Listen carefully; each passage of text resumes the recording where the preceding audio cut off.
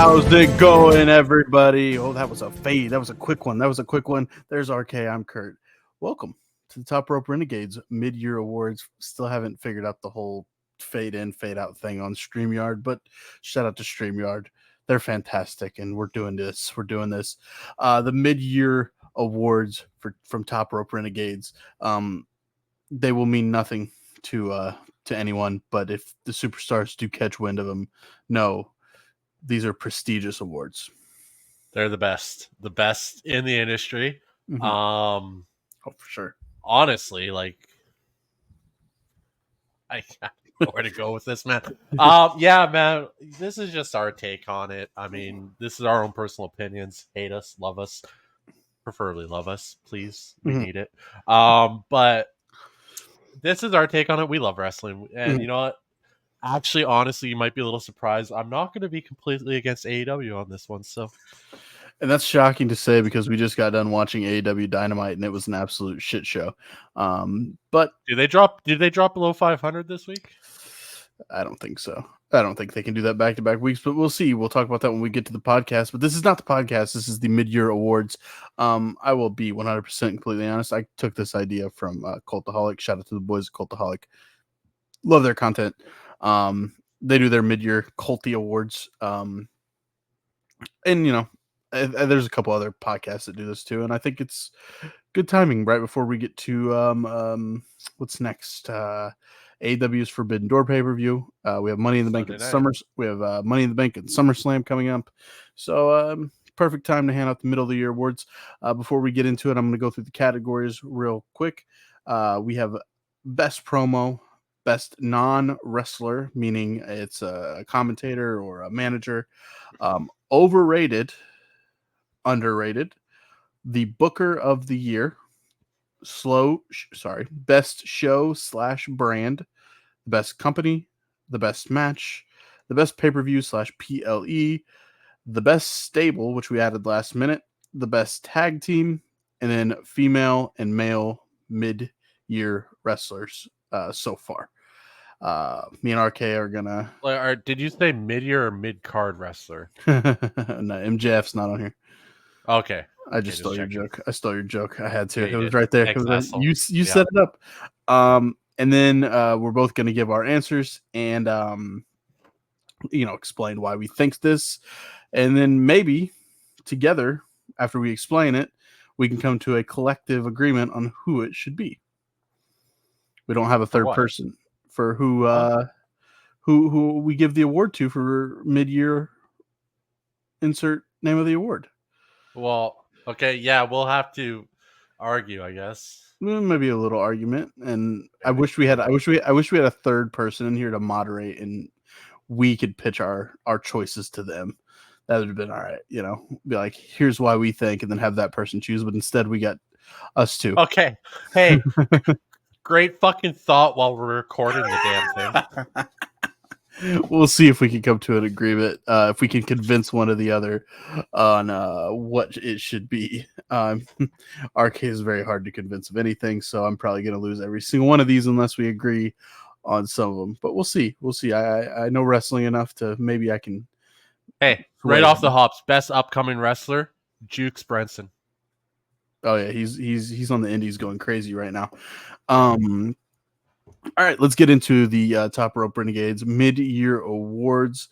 Let's start with I assume we may be on the same page. This is best promo.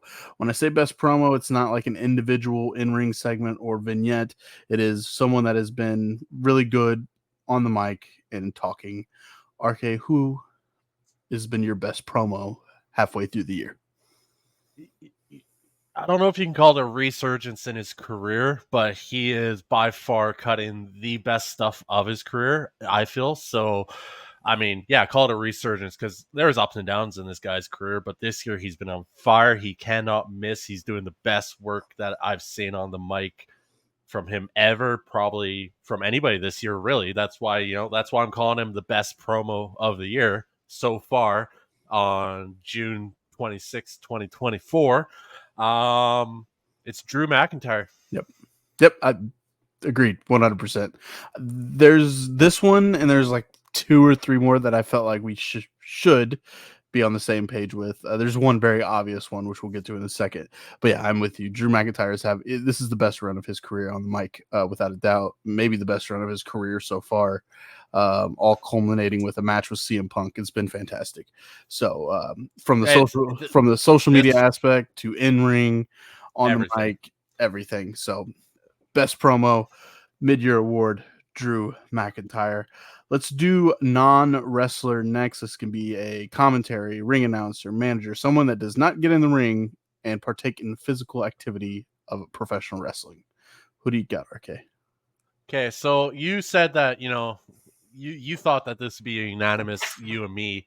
I'm thinking that if I'm thinking what you're thinking that I'm not thinking, then maybe. Okay. But actually I might be wrong, because now that I thought about it, it kind of just stand out. But Nick Aldis.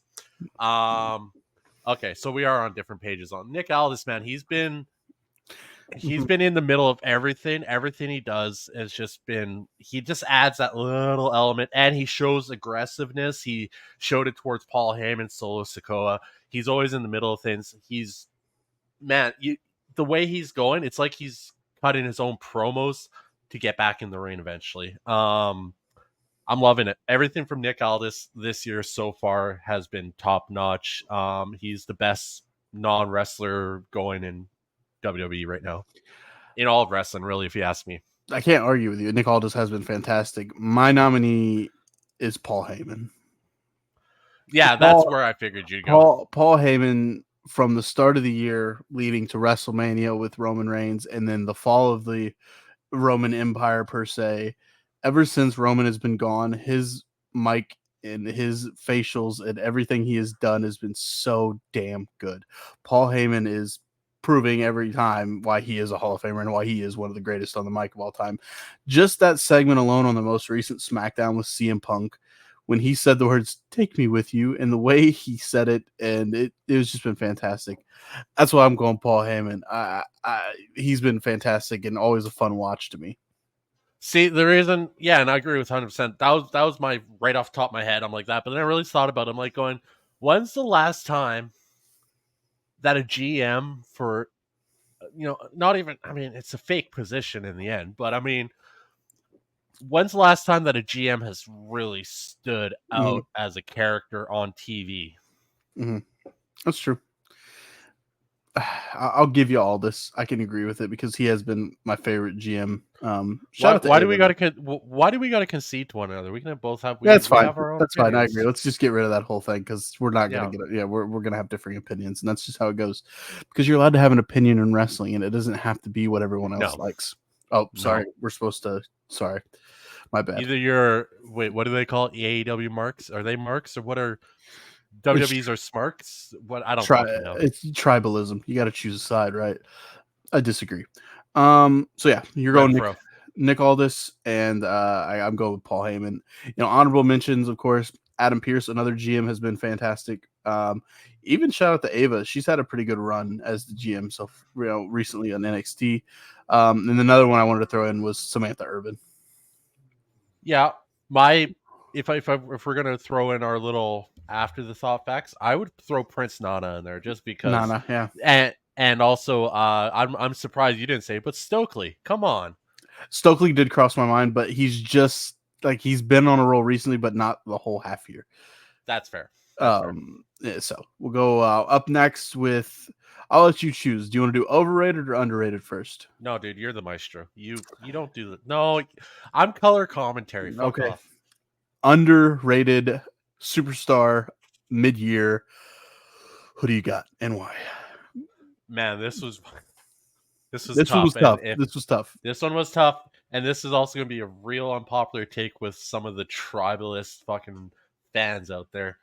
Do I say both that were 50-50 for me and I have to pick one, or do I just say the one that's really underrated? Go for it. Whatever your heart's telling you. Zack Sabre Jr. Underrated? Underrated. Oh, see, I'm an idiot. See, I'm not okay. Underrated. Sorry, I'm off. Overrated. You already heard what I just saw for overrated. We'll get to overrated. Underrated. Underrated. Fuck me.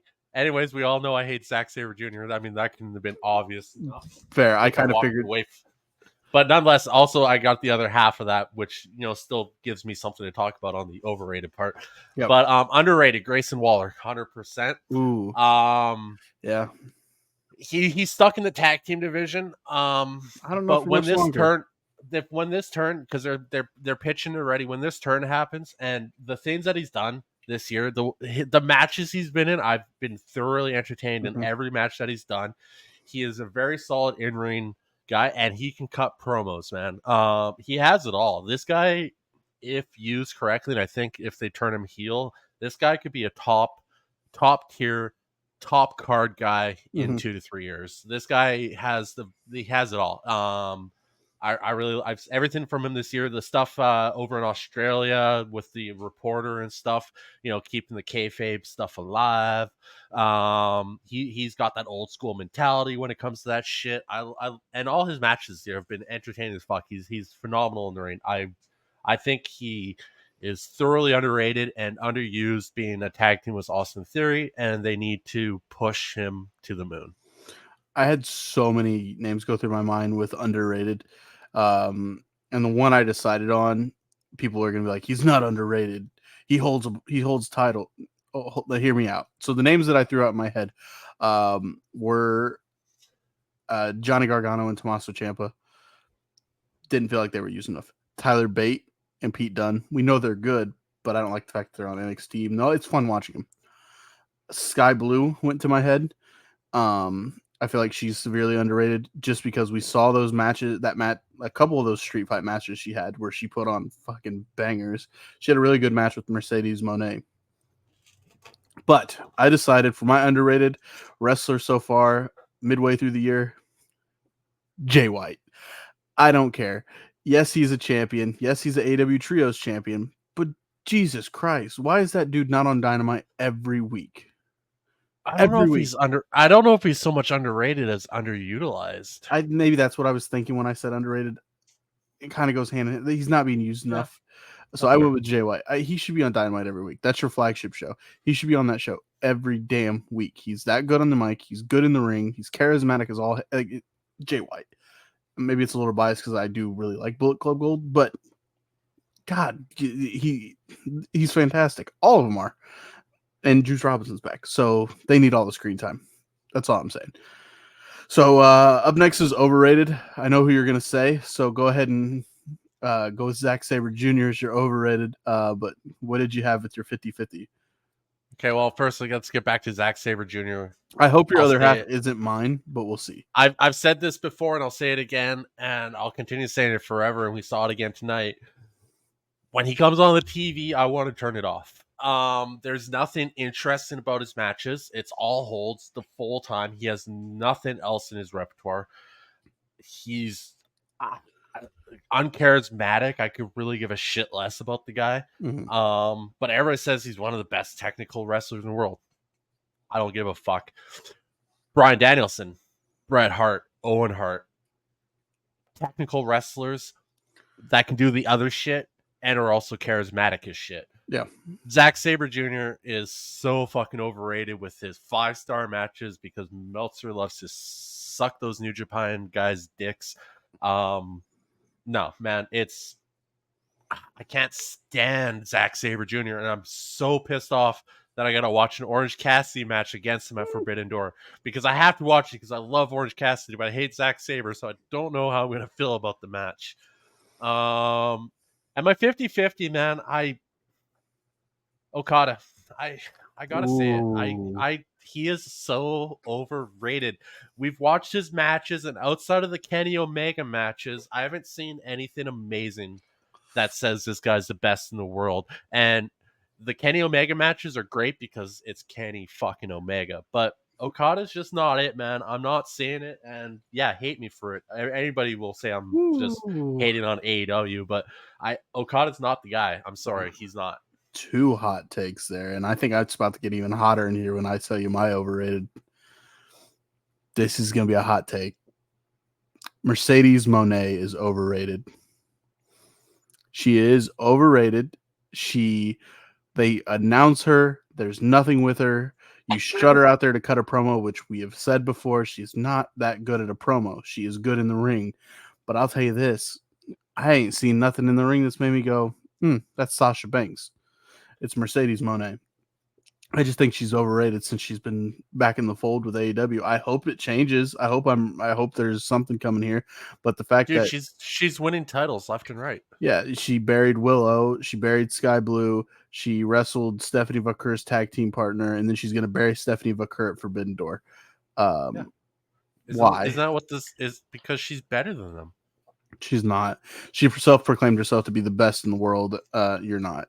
Sorry about you. Okay, so when is this going to stop? All these wrestlers are the best in the world. Everyone's like, I'm best in the world. It's like, You're not.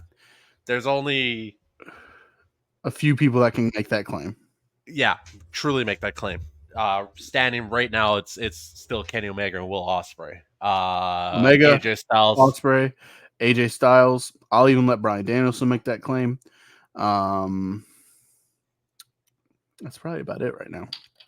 Yeah. All right. Up next, we're gonna get into like the company aspect of things. Let's just knock this one out the park real quick. Company of the year, mid-year so far. WWE. They've been on WWE fire is all year. on And fire. let me Even add a AEW marks cannot say it. let me add a caveat to that.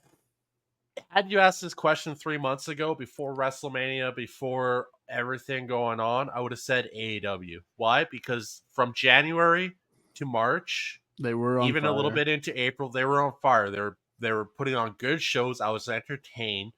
I'm like, fuck, they figured it out this year. They had Ospreay coming in, they had Okada coming in, they had Mercedes Moné coming in. How can you fuck this up? Well, we found out that you can.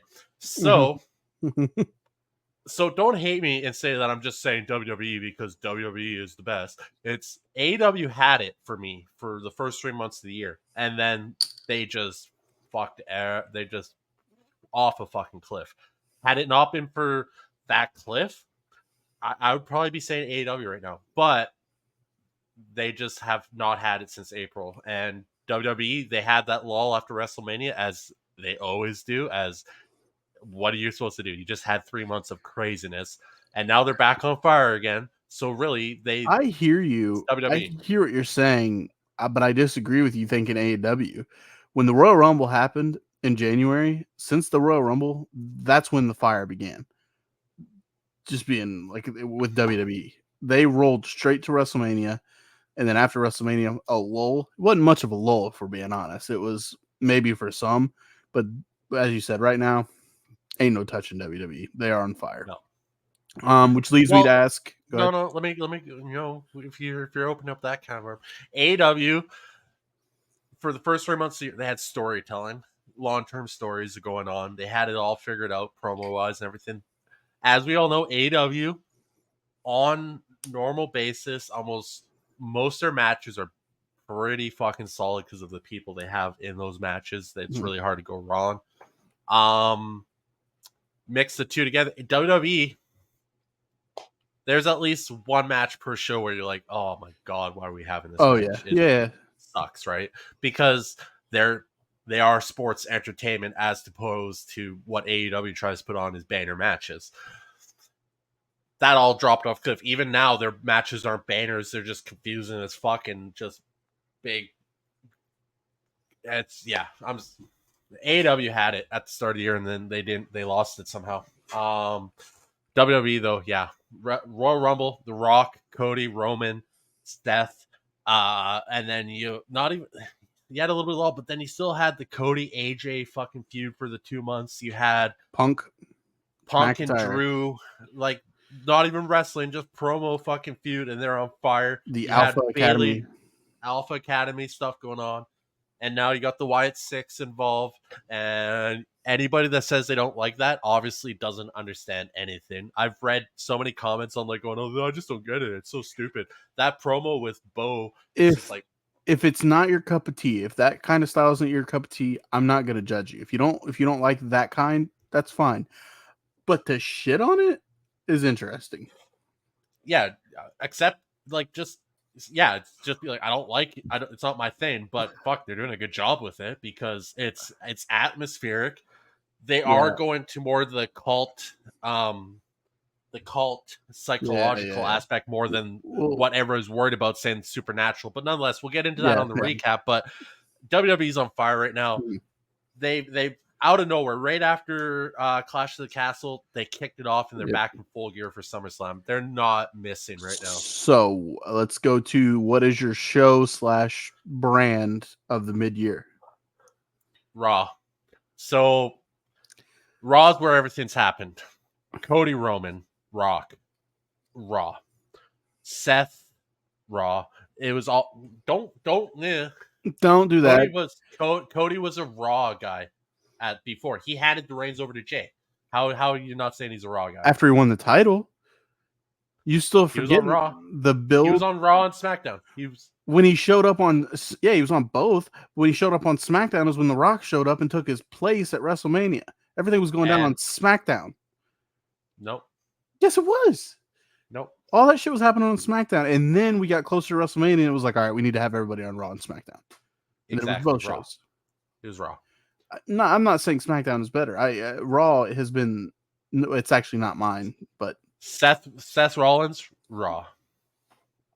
Right? yes. He was Raw. Yeah. Yep. So all the Seth Rollins stuff, Raw. He was part of that whole thing. Uh-huh. Wyatt 6 has all been on Raw Mhm. so far. Mhm. It's Raw all the way. Mm-hmm. I had way more stuff to say until you went. Well, you made me just but, fucking get but pissed you off said at you. you said the Cody Roman stuff was all on Raw, and that's completely wrong. It wasn't. Go back. The Roman is a SmackDown superstar. yeah. So the Cody stuff was on Raw though. The Rock showed up on Raw. You said Cody Roman. Roman wasn't on Raw until like the week before fucking WrestleMania. Yeah, but Cody was a Raw.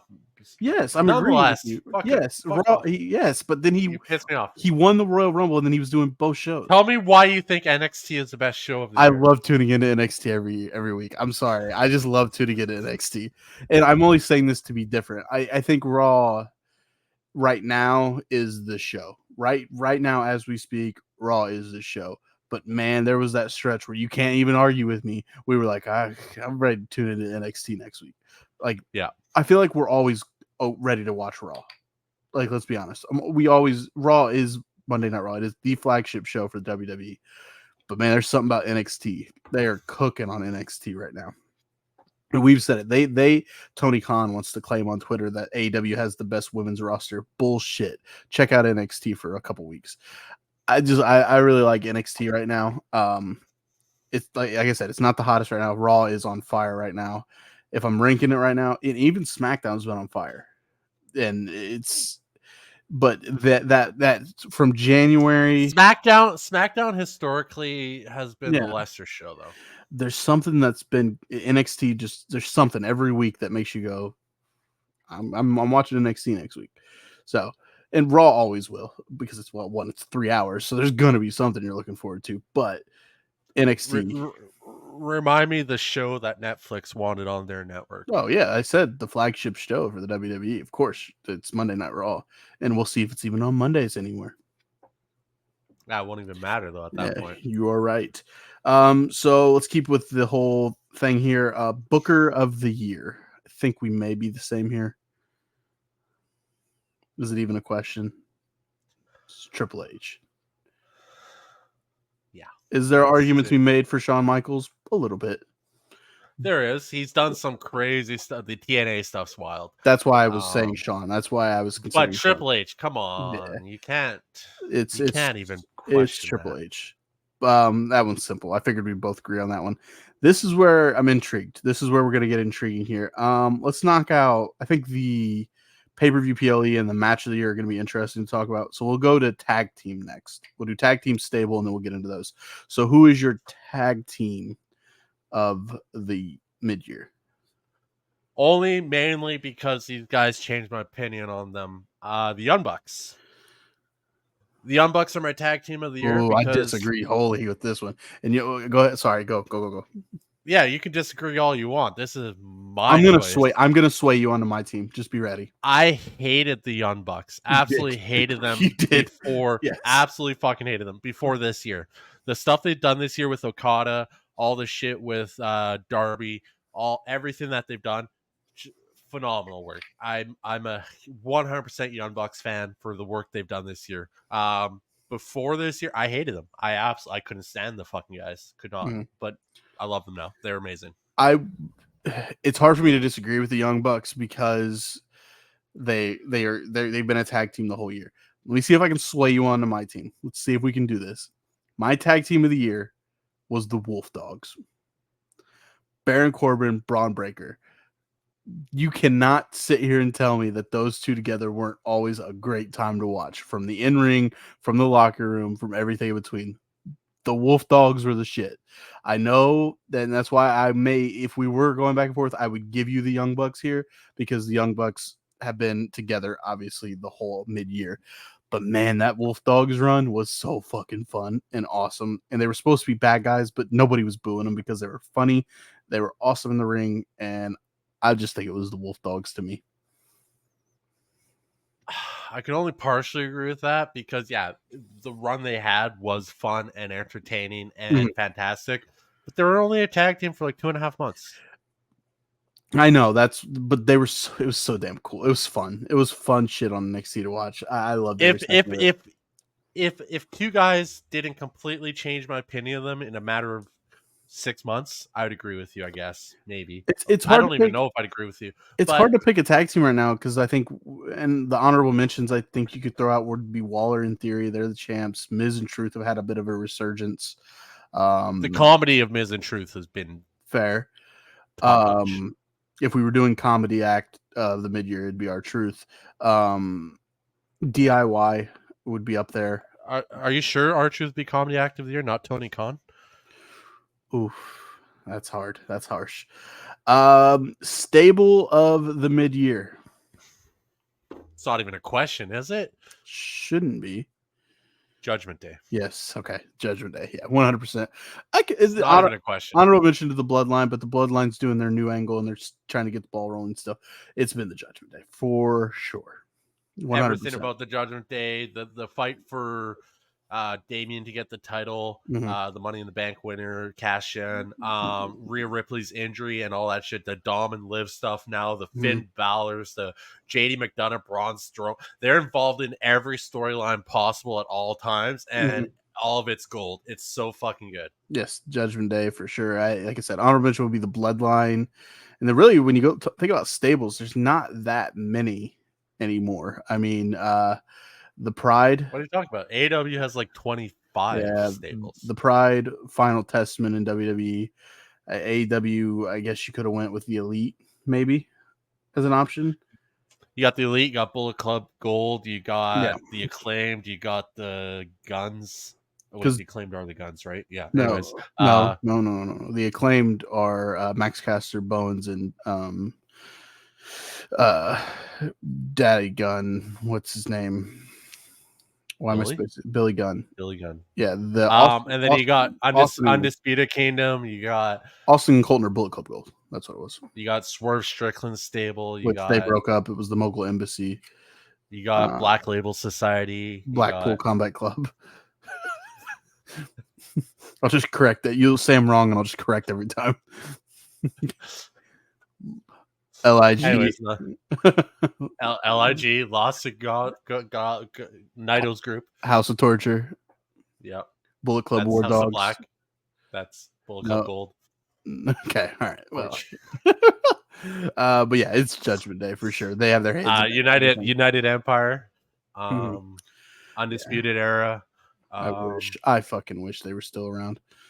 Anyways, nonetheless, it's Judgment Day. It's Judgment Day. Let's do pay-per-view PLE. I'm intrigued to see what you go with here because I did go ahead. Let's see what you got for your pay-per-view PLE the halfway through the year here. I don't want everybody to call me a mark, so I'm not going to say WrestleMania. Nonetheless, WrestleMania was awesome, but I'm gonna probably surprise you with the one, to be honest.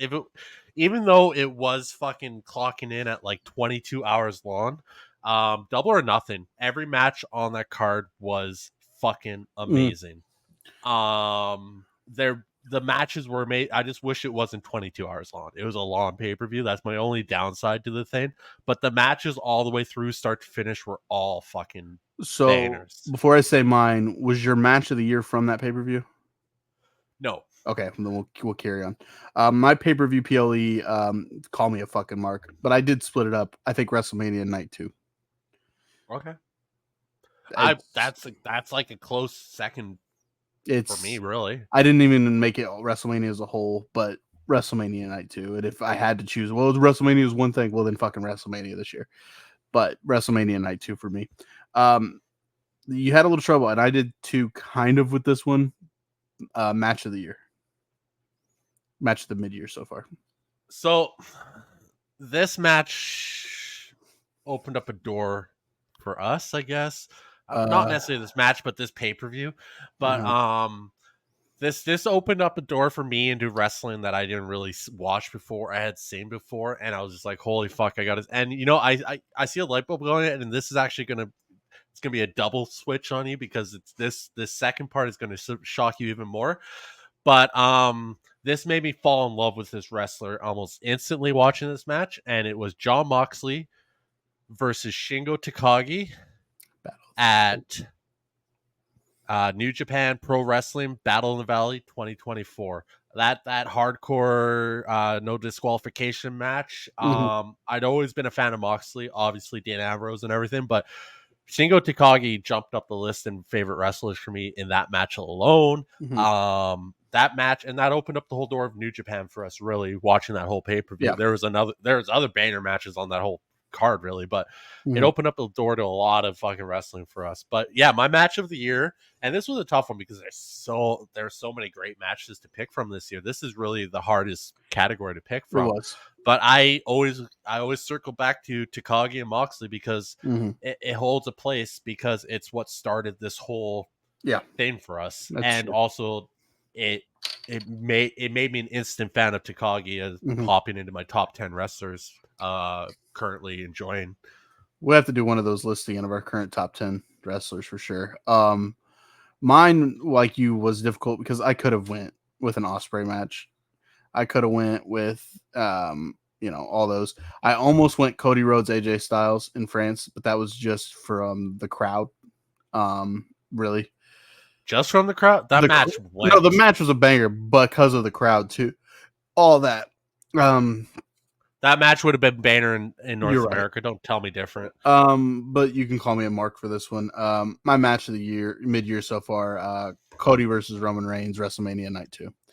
There's just he finished the story. He finished the story. He finished the story, but the Marvel universe way that thing happened with all of the surprises, everything about that, I loved every second of that freaking match. But yeah, like I said, close second was Cody AJ. Any Will Ospreay match, really. Honestly, there's like 10 matches this year that I was going through going, fuck, man. Okada Ospreay from Battle at the Valley. Will Ospreay. Let me throw out a couple other here. Ospreay versus Takeshita. Yep. Revolution. I almost picked Revolution as my fucking pay-per-view of the year. What else do we have here? We got, and the reason I almost went with Revolution was because that was Sting's last match too, and I thought that match was fucking awesome. Yeah. Ospreay Roderick Strong at Double or Nothing. How about the Gauntlet match on fucking Dynamite with Ospreay winning to get that title? That match was a banner. Like, there's so many great Cody Rhodes, Roman Reigns, as you said. Say it. Ospreay Danielson. No, not saying it. If it wasn't for the first 12 minutes, man, I swear to God, dude, whatever. That's gonna forever. I know. Hey, let it live rent free in your head. I don't give a fuck. Yeah, all right. It was a good match. After the first 12 minutes, sure. Can't wait to watch Orange Cassidy and Zack Sabre Jr. do the exact same fucking thing. I I know. Oh yeah, but no, there's plenty of matches. This is midway. Who knows what we're gonna get the rest of the year. But we got to get to the two big ones. Actually, also, let You me know, just pause right there because I'm just looking at these matches, and it's actually a match that we have to watch. Best of the Super Juniors, Day 13 on June 3rd. Taiji Ishimori versus TJP.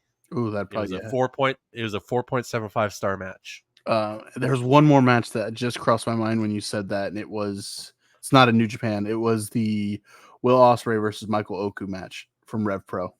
Rev I Pro, yeah, really, great really love match. that match. Yep. But yeah, I'm sticking with that night The two. storytelling in that match was Yeah, phenomenal. and the build to it. I mean, we obviously didn't watch the build to it, but they did a good job of recapping what had led to this point. Hey, I had a Rev Pro account for 5 months just for that one match. So did I. Great. Have I canceled that yet? I probably should check. I had to check like last one. I'm like going, I gotta get rid of this. We watched one match. Let's get into the big ones here. MidYear female wrestler of the year so far. This was a tough one for me. Call me a fanboy. I don't care, Bailey. Let me explain. I love Bailey. There's no denying that. Everything about Bailey is perfect. Royal Rumble winner, Yeah, number one. that's fair. The feud with Damage Control, completely flipping the script. Her going back to face, top notch. The win at WrestleMania, that match with Io Sky, banger. Her title defenses, the I love her. I love her. What can I say? Fanboy. I am a fanboy. I mean, the feuds. She's really good in feuds. The stuff that she's doing with, like, they're building up the Tiffany Stratton, the Nia Jax stuff.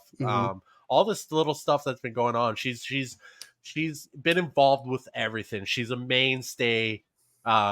She's there all the time. She's important to the shows. She is a big draw. People love Bailey everywhere she goes. She was over in Scotland. She got chance over Piper Niven. Okay, yes, she did. she Yes, is. Did. She's the biggest star, women's star right now in WWE. Yep, I said it. Okay. Number one Bailey fan right here. I All gotta get a foam finger that says number one Bailey fan. I don't care. Call me a fanboy. I think everything she does is perfect. That's fair. A close second would be Willow Nightingale though. On a hell of a run until she was buried by Mercedes Moné. Even since then, though, she's still on a fire. Everything Willow does is fun. I love Willow too. I'm gonna throw a couple of my honorable mentions out there. Willow was one I wrestled with. Tony Storm. You wrestled with her? Yeah, me and her put on a banger. This happened. 5-star. Willow, Tony Storm. Everything she does, I think, is fantastic with her gimmick. I almost gave it to Roxanne Perez for the simple fact that even you did too. Like, I'm not behind her. I'm not really behind Roxanne. And I don't think she's got it, especially leading into that Jordan Grace match where she proved both of us wrong, really. I think she's gotten really good on the mic. But dude, Bailey, honorable mention. I can't ignore that one. But come on, dude, why are you fanboying so fucking hard? I would never fanboy like that. But my female wrestler of the year is Liv Morgan. And shocking. Shocking. How did I not see that coming? Here's why. Okay, here's why. Because you love her. I get it. I love Liv, but I think the Rhea injury thing happened. I was like, oh, this is she's picked up the ball really well. And then and maybe it is it's probably is recency bias with the Dom stuff, but God bless, it is compelling TV every week. You want to tune in to see what the hell Liv's gonna do. And this is mid-year awards, not last 2 weeks of road. So I said it's probably recency bias. But if you were like, no, you can't do that, that's fine. I'd give it to Roxanne Perez because I think Roxanne's had a hell of a year. No, give it to Liv. I think Liv's done phenomenal since WrestleMania. The whole Rhea angle started before WrestleMania. Right. So. The Liv Morgan Revenge Tour has been on fire. So yeah, let's get into the last mid-year award from ourselves here, and that is male wrestler of the year. I'm intrigued to see if we are on the same page here. So, who is your male wrestler of the year so far? You might argue with me because he hasn't been there all year. Seth freaking Rollins. I see what you're doing. Just yeah, It, everything to the WrestleMania. guy, the with the knee injury and everything, the build up to WrestleMania, what he did at WrestleMania alone gives him that award. He fought through 2 nights with his knee just fucking destroyed. Mm-hmm. He was an integral part of that story. Everything that story is not the same without Seth there. It's not. Yep, I agree. The build up, the knee injury, fighting through the knee injury to entertain us, risking further damage. Really, honestly, like Jinder Mahal put on that match with yes, Jinder where he got hurt actually. So the CM yeah, he cut one of the best promos of his career, I will say, with the CM Punk thing. yep. Yeah, which was that Punk promo was not This year. It was back damn. at It when was first Punk it came. It was was like the Raw after Survivor Series. damn. It was But nonetheless, Seth Rollins, man, through the injury, everything, WrestleMania, the guy couldn't walk. He still hobbled into the ring to do the Shield angle, like, and now he's back. and he shows back up, and he's right back at it. Doesn't miss a beat. The guy is modern day Shawn Michaels, man. He is going to go down as one of the best wrestlers of all time. Yes, he is. Honorable mentions for me. Gunther. Wait, honor? Oh, I'm like, you didn't even give your pick I yet. know, But I know. Gunther could have been really, really, really, really, really, really basic and went Will Ospreay. But he's just doing mid card shit right now. Well, now he's finally doing you main can card shit. call But you can call my choice basic, and I don't care. Cody Rhodes is my male wrestler of the mid-year so far. Dude, I mean, similar reasons with the Bailey thing. He won the Royal Rumble. The stuff with The Rock and Roman and Seth involved as well. I mean, he finished the story at WrestleMania, put on a banger match with AJ Styles, 2 banger matches with AJ Styles, to be fair. And now we're in the midst of what's going to happen now with the new bloodline. And he's the biggest babyface in professional wrestling. It's Cody yep. Rhodes. That I think he's been so far halfway through the year, male wrestler of the year for me. Other than that, that is it. That's all I got. Unless you got any random ones you want to think of off the top of your head and spring on me here before we wrap things up, because I was thinking if there was any we missed and anything we didn't hit on or think about that we could have. I considered throwing best heel, best face in there, but kind of went away from that. We could probably do that at the end of the year. Who was the best bad guy? But you never know. Christian always gets my vote for best heel. Just me. Best face at Cody, obviously.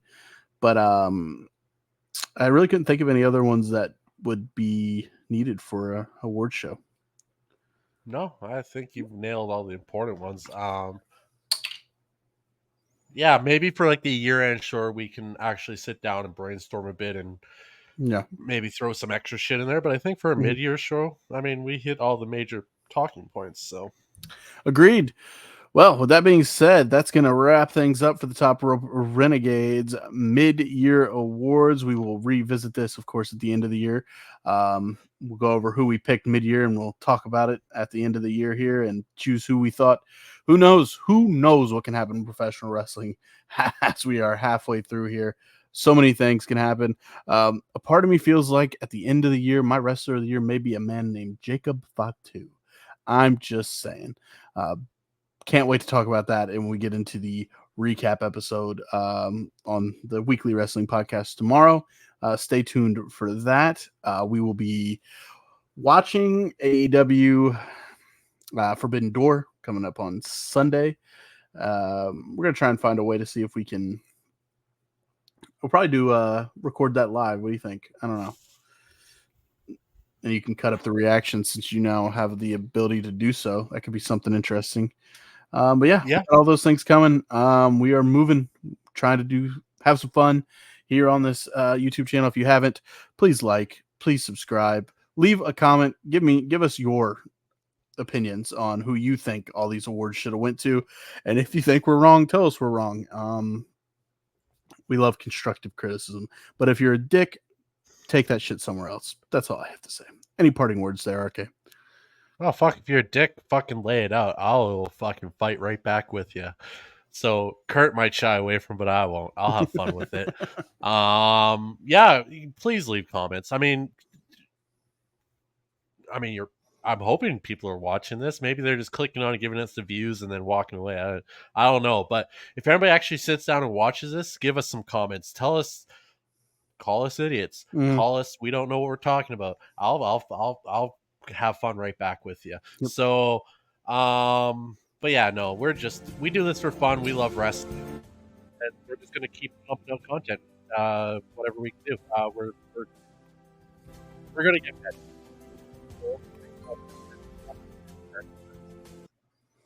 Yep. Sounds like a good time. Thank you so much for tuning in to Top Rope Renegades. This has been the MidYear Awards. We will talk to you in our next episode, which will be Top Rope Renegades Weekly Wrestling Podcast. We got a lot to get into because Jacob Fatu has arrived on the scene as I hit on. We'll talk about SmackDown, Raw, NXT, and we will preview AEW Forbidden Door. Talk to you guys then. Thank you so much for tuning in.